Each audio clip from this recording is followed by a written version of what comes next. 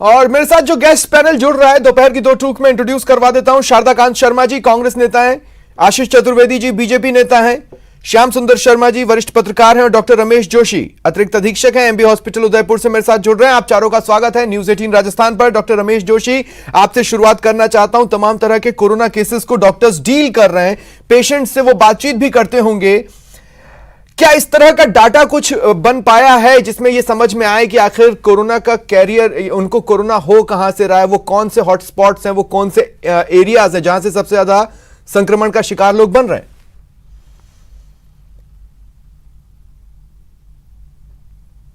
जी, अगर हम आंकड़ों पे जाएं और उनको एनालाइज करें तो जहां जहां पर इलेक्शन हुए पिछले दिनों, हाँ। सबसे ज़्यादा बीमार वहां से आ रहे हैं। ठीक। उसके बाद इस त्योहार ने बीमारों को जोड़ा, पब्लिक लापरवाह होती गई और अब पंचायत जो चुनाव है वो हमारे सामने है। खास तौर से जिन जिन राज्यों में बाहर से इन्फ्लक्स बहुत ज़्यादा हुआ, जैसे इस त्योहार के सीजन में उदयपुर एक ऐसी जगह थी जहाँ पे गुजरात का सबसे ज़्यादा टूरिस्ट आता है और वो टूरिस्ट इतना आया कि होटलों में उनको ठहरने की जगह नहीं थी। उन्होंने कहा कि हमें बाहर लॉबी में जगह दे दो या कहीं पर भी जगह दे दो, हम वहाँ रुकने को तैयार हैं, लेकिन हमें कहीं न कहीं शेल्टर दे दो।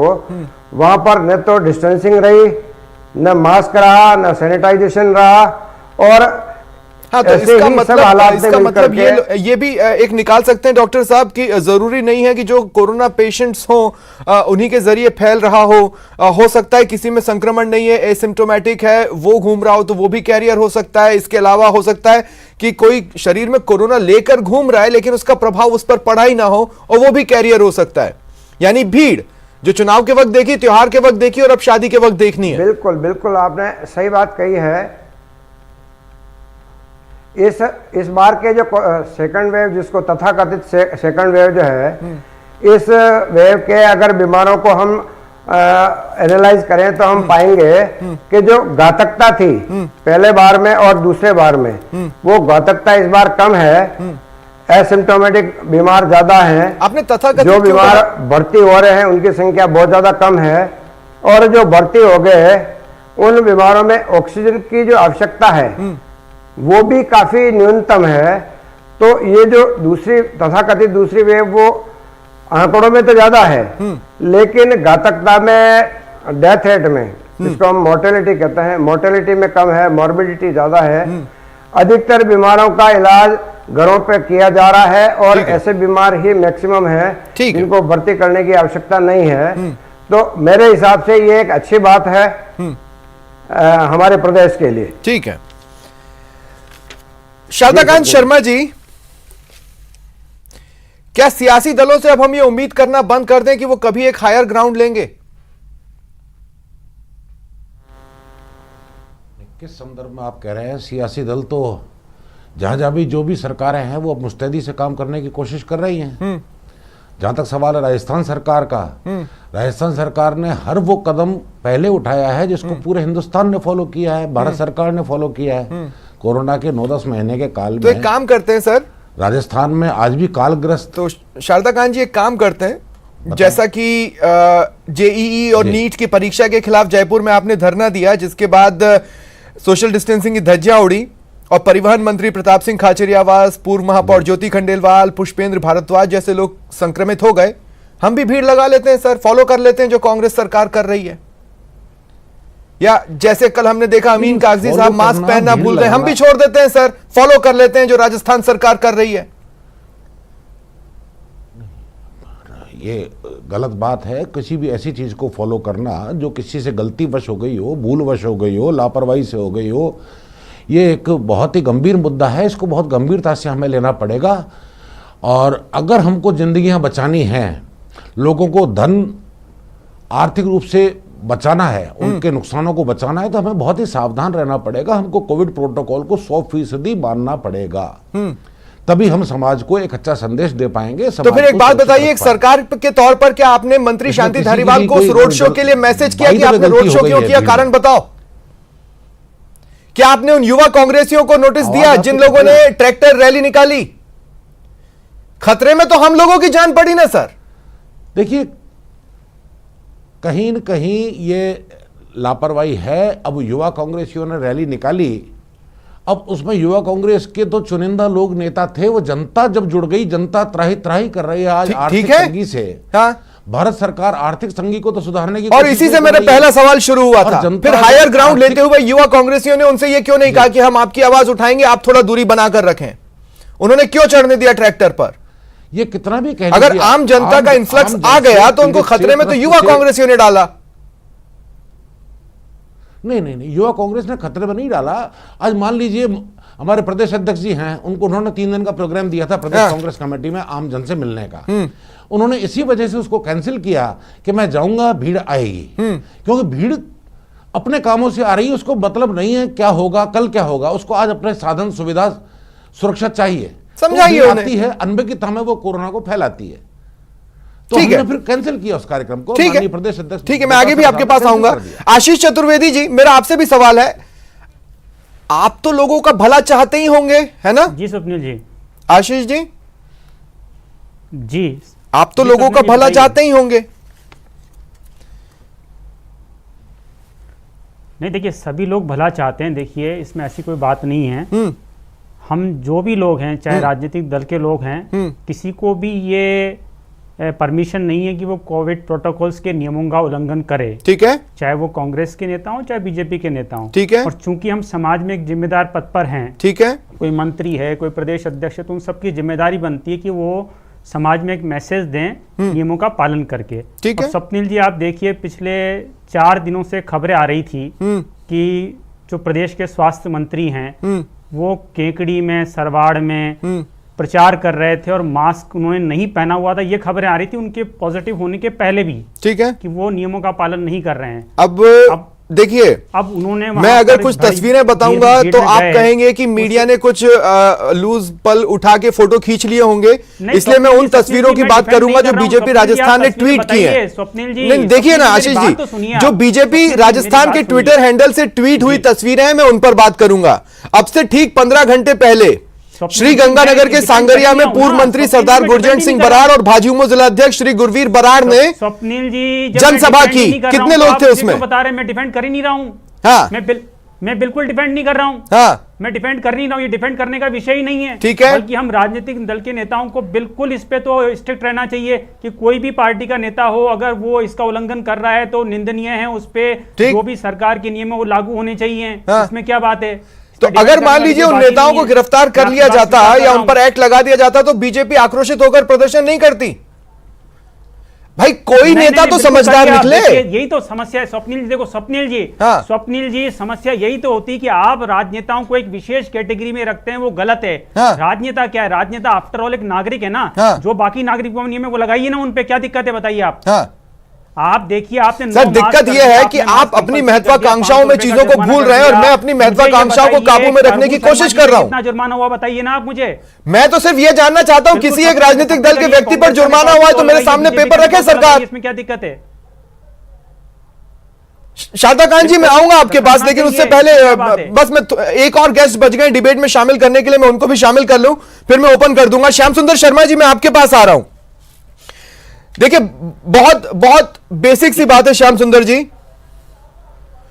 हमें एक राजनीतिक दल के तौर पर, मैं ये नहीं कह रहा हूं कि सिर्फ राजनीतिक दल ही कैरियर्स हैं, कोरोना कैरियर्स, लेकिन वो भी एक बड़ा कैरियर साबित हुए। ठीक है, कांग्रेस चुनावों के लिए तैयार नहीं थी, लेकिन जैसे ही चुनाव करवाना मजबूरी बनी, उन्होंने भी वही पद्धति अपनाई जो दूसरे दल अपना रहे थे। कहीं कोई किसी से डिफरेंट नहीं निकला इस मामले में। श्याम जी देखिए स्वप्निल जी, मैं कह रहा हूं कि राजस्थान का दुर्भाग्य है कि यहाँ पर 8 तो मंत्री हो गए अभी तक कोरोना पॉजिटिव, 47 विधायक हो गए, 3 केंद्रीय मंत्री हो गए। तो ये कहना तो गलत है कि राजनीतिज्ञों ने जो संदेश देने वाले हैं, जनता को सिखा रहे हैं कि आप मास्क लगाइए, करिए, जब वो खुद आम सभा में जाते हैं। स्वास्थ्य मंत्री जी खुद केकड़ी में थे, आम सभा में बिना मास्क के थे, उनके समर्थकों ने मास्क लगा रखा था, उन्होंने नहीं लगा रखा था। पीड़ित हो गए, अब RUHS में भर्ती है। नेताओं का सबका इलाज अच्छी तरह से ढंग से हो रहा है, VIP तरीके से हो जाएगा, लेकिन एक विधायक तो हमारा ही गया। साढ़ थे जो त्रिवेदी हैं, कैलाश त्रिवेदी तो मर ही गए कोरोना के अंदर। हम राजस्थान इलाज नहीं करा पाए, उनको वेदांता में ले गए, फिर भी हम नहीं करा पाए।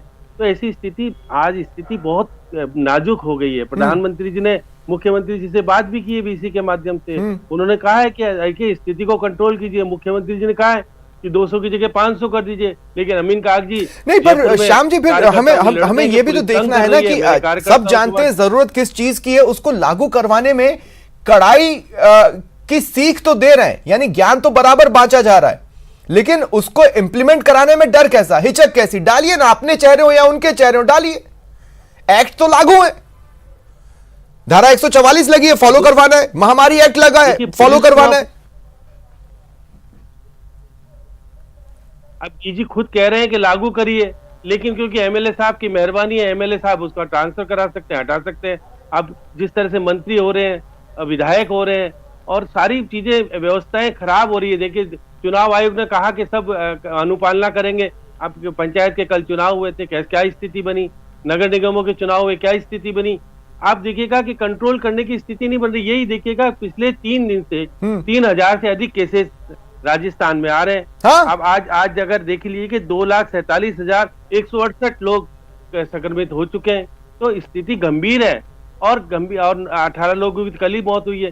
मौत का सिलसिला बढ़ रहा है। आज सरकारी अस्पताल में आम लोगों के इलाज के लिए बेड उपलब्ध नहीं है। मुख्यमंत्री जी ने कहा कि प्राइवेट अस्पतालों कुछ जिलों में तो बिल्डिंगें ढूंढी जा रही हैं ताकि वहां पर इलाज की व्यवस्था की जा सके। खासकर जोधपुर में अगर मैं बात कर लूं तो जोधपुर में बिल्डिंगें ढूंढी जा रही हैं जहां पर हम एक अस्थायी ही सही लेकिन व्यवस्था कर पाए। इस तरह की स्थितियां बहुत स्पष्ट है। श्याम सुंदर जी, शारदा कांत जी, आप हाथ उठा रहे थे, इसलिए मैं अब आपके पास आ रहा हूं और मेरा सवाल बेहद सिंपल है सर।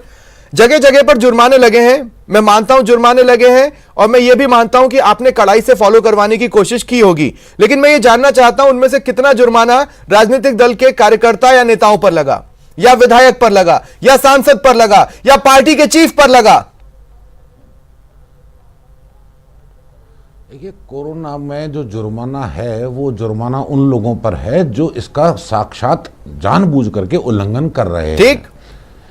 और मैं तो अब जुर्माने की बात अगर आती है, हाँ। जुर्माने की बात ही अगर आती है, हाँ। तो स्टूडियो में भाजपा के प्रवक्ता महोदय बैठे हुए हैं। हाँ।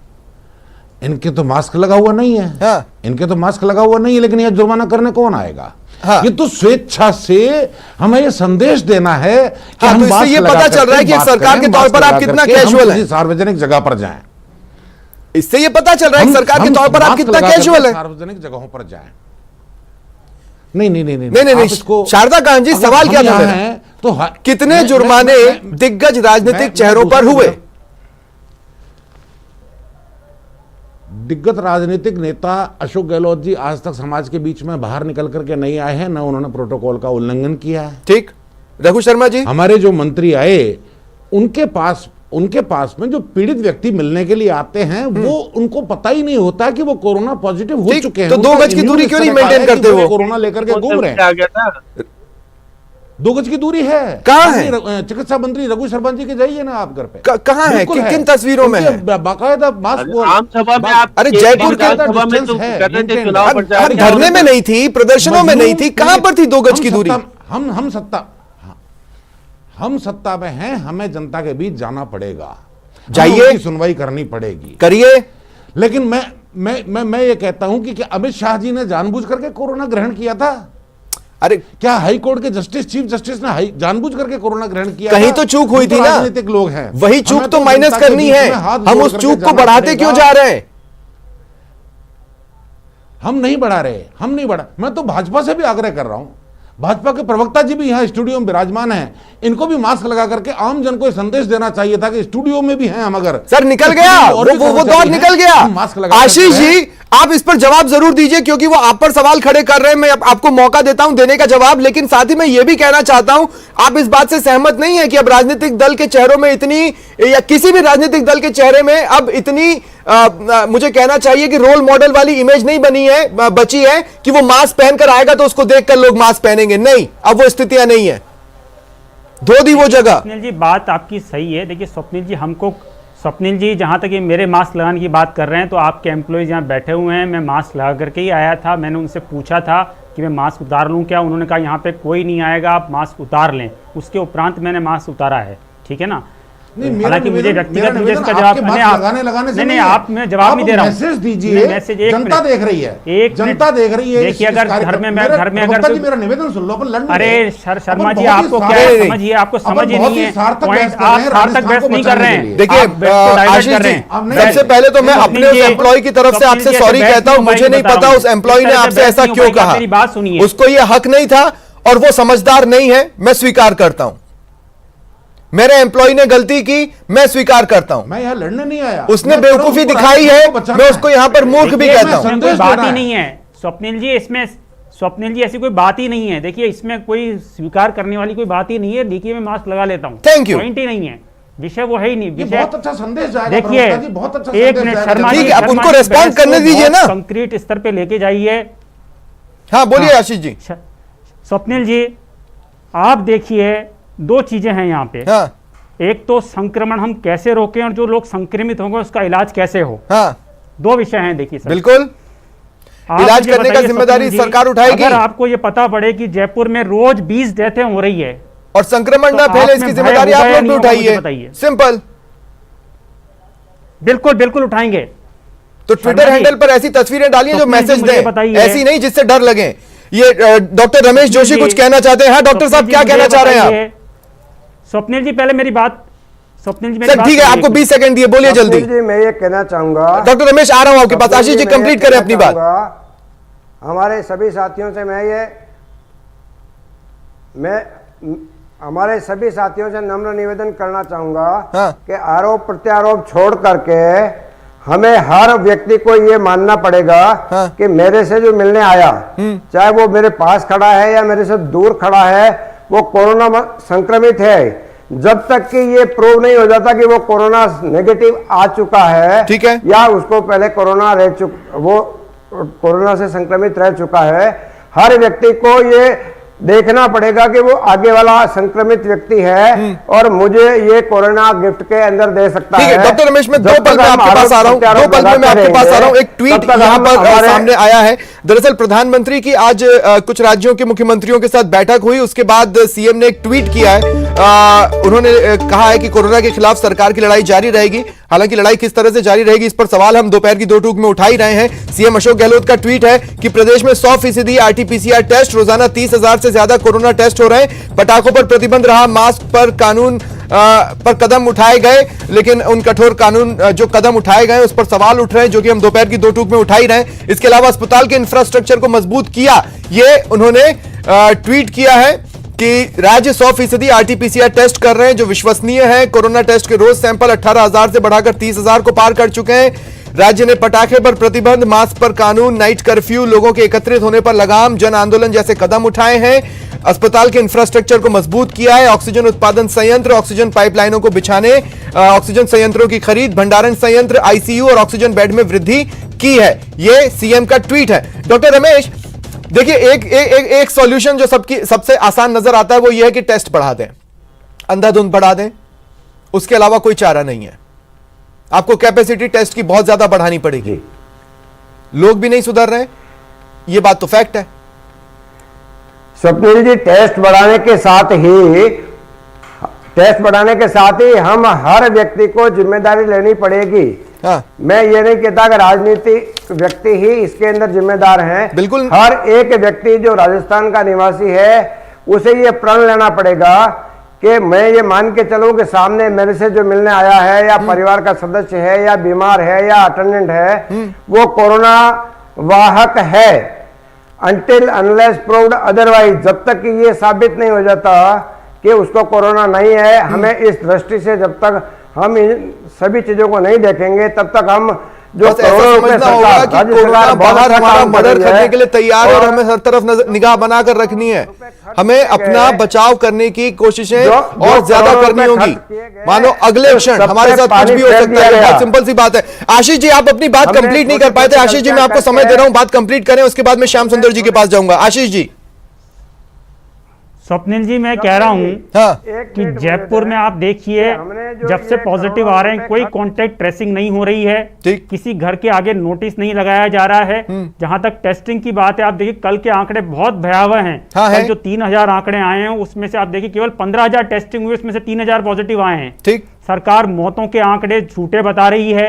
अगर ये मौतों के आंकड़े भी सही बताए तो लोगों में भय वैसे ही बन जाएगा। बता रहा हूं मैं आपको, जहां जयपुर में एक सप्ताह में 200 डेथ हो रही है, ये आंकड़ों में केवल 15-15, 20-20 बता रहे हैं सप्ताह के अंदर। ठीक। आप देखिए सरकार की जिम्मेदारी की जो सच्चाई है वो जनता के सामने प्रस्तुत करे तो ठीक है। भय और अपने आप मैं ही इसीलिए आएगा। कह रहा हूं, जैसे कि आपने कहा जनता कि लोग खुद ही डर जागरूक जाएंगे, है। और मैं इसीलिए कह रहा हूं कि हम एक टेक्स्ट लगातार चलाते हैं कि डरना जरूरी है, और विश्वास मानिए डरना जरूरी है। श्याम सुंदर जी, मैं आपके पास आ रहा हूं। देखिए, मेरे लिए बड़ा आश्चर्यजनक रहा, कुछ जिलों से हमारे सहयोगी सुबह सुबह लाइव में जुड़ते हैं कोरोना केसेस को लेकर, और वो वहां की स्थिति के बारे में बात करते हैं। दो बातें स्पष्ट हैं। एक तो वो ये बताते हैं कि भाई चिकित्सकीय सुविधाओं के लिए, चिकित्सकीय व्यवस्थाओं के लिए स्ट्रगल चल रहा है जिले में, मशीनरी में, ये बात वो बोलते हैं। और दूसरी बात चौंकाने वाली वो ये बोलते हैं कि आंकड़ा ये जारी हुआ, लेकिन हम जब विभिन्न अस्पतालों में घूम रहे हैं तो वो आंकड़ा 300-400 बढ़ जाता है।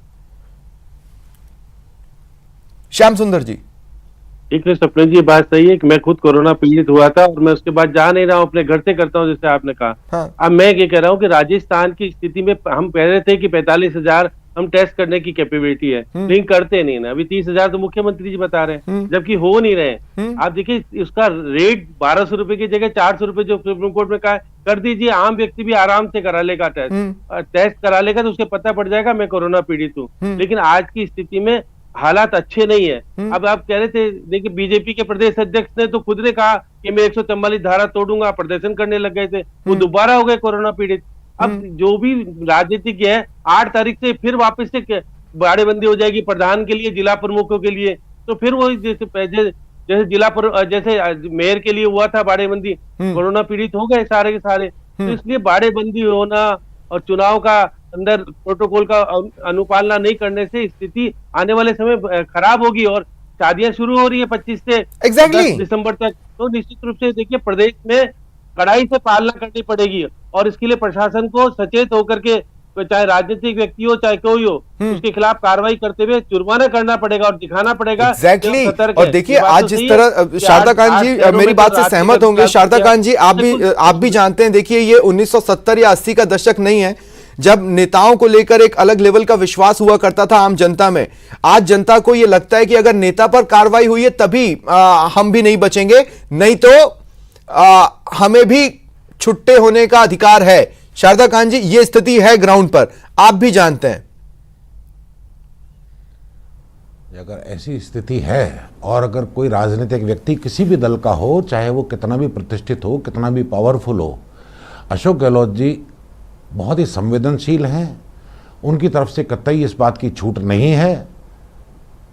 कार्रवाई नहीं हो रही है ना। नहीं, लेकिन शारदा कांत जी कार्रवाई में वो संवेदनशीलता दिख जाए तो बेहतर होगा। और साथ ही जैसा कि बीजेपी एक विपक्ष के तौर पर ये सवाल उठा रही है, आपकी जिम्मेदारी बनती है सामने आकर ये बताना कि क्या आंकड़े छुपाए जा रहे हैं।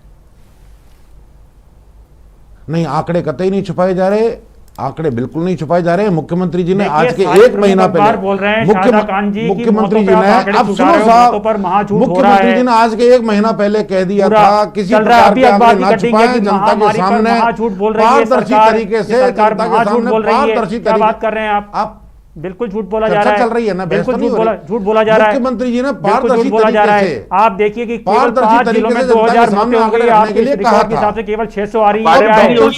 मैं आपसे एक बात जानना चाहता हूं। चलिए, ठीक है, मेरे पास आंकड़े हैं। देखिए मैं सिर्फ ये कहना चाह रहा हूं, एक बार फिर से मैं इस बात को दोहरा रहा हूं, मास्क पहने, सावधानियां आप खुद बरतें। आपके हिस्से की सावधानी कोई दूसरा आके बरतने वाला नहीं है।